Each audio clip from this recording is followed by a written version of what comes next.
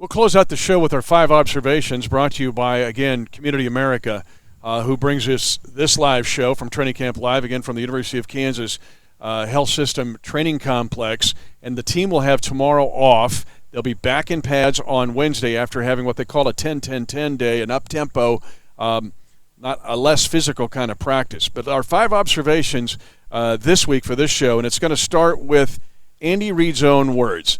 We hear in sports about crunch time. Oh, it's crunch time. Well, flip them. It's time crunch. Andy even mentioned that yesterday, that some of the threes aren't getting the reps they normally would get or a preseason game because we're in a time crunch here. September the 10th is looming fast. So we've said this several times in the show so far.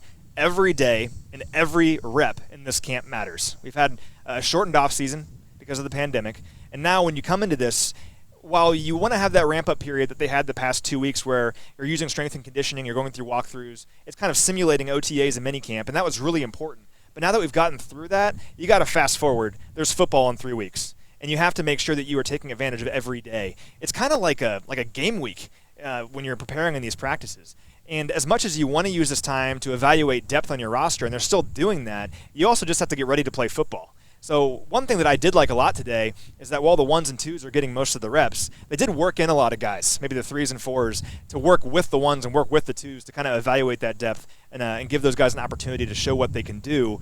But you're right. I mean, it's go time. Every single day out here matters. And just players' day off tomorrow, yeah, they're not physically here, but mentally they got to be thinking about week 1. Yeah, September 10th is coming. Now, ready for ignition is our second observation, and we alluded to this with the wide receiver crew, but there's other places. Travis Kelce's having an awesome camp. Oh, yeah. Every day he's doing something big time, and he gives you explosive plays. So this offense can go even to another step with the explosive plays. The explosive plays are everywhere on this team. Almost everyone can do it on this roster. Every 10th completion last season for this team went for 25 or more yards. Think about that. The Chiefs had the most 40-yard plays of any team in the league last season with 21, and also the most touchdowns that covered 60 or more yards with 5. This is the most explosive team in the NFL. It is not close in my opinion. You look at some other explosive teams, they might have 1 or 2 guys that account for a lot of those plays, but what makes this team so unique, like I said, is really anywhere on the field you can have an explosive play from Mecole Hardman, Sammy Watkins, Clyde Edwards-Helaire maybe this season. And seeing some of these explosive plays already out in camp, I mean, we were watching Patrick Mahomes even today just throw some deep balls. It gets me excited. I mean, where can this team go now with so many players on the field that can create big plays heading into this season? I think they could be even more explosive if that's possible. And the imagination of Andy Reid is into play here. Third one, the explosive plays are not reserved just for the offense. It's breezy pickings.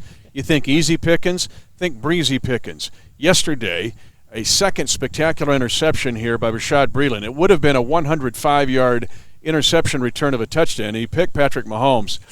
Well, maybe he didn't get there because Tyreek Hill was closing in on him before the whistle blew to stop him.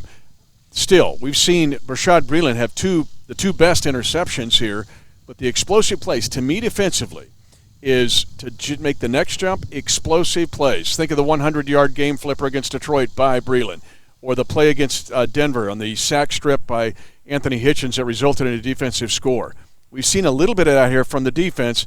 That could be where the Chiefs improve in the win column. That is the next step. And we were talking earlier about learning the caveats of a defense. What are the guys thinking around me? And when you think about that, that translates to explosive big plays, takeaways on defense. If you add just 3 or 4 explosive defensive plays on this team, it makes the defense so much better. So if you're talking about how does this defense take the next step, I think that's where it is. And it's not even finding the end zone. I think about Tyrann Mathieu's interception against the Chargers in Mexico City last year. That was an explosive defensive play. I'm looking for more of those this season. Yep, your phone always wants an update. Your tablet, your laptop, update time. Opportunity 3.0.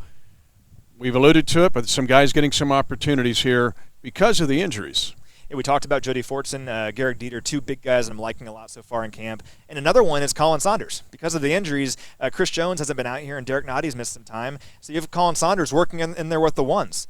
He's a guy that looked pretty good last season at times when he had opportunities. So now that you're working with the 1s, how do you take that next step? How do you harness this to help your own development? I've liked what I've seen from Colin Saunders so far. Looking forward to him in year 2.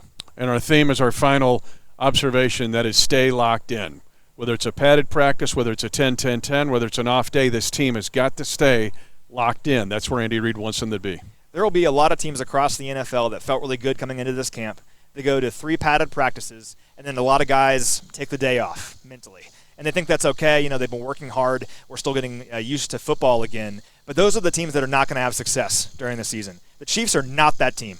Nope. I have confidence because of Coach Reed and the leaders in this locker room that 3 padded practices in a row, yeah, that's tough. But when you go to a 10-10-10 practice today and a player's day off tomorrow, up here, they're not taking any days off at all. They're preparing for week 1, getting ready for the Texans.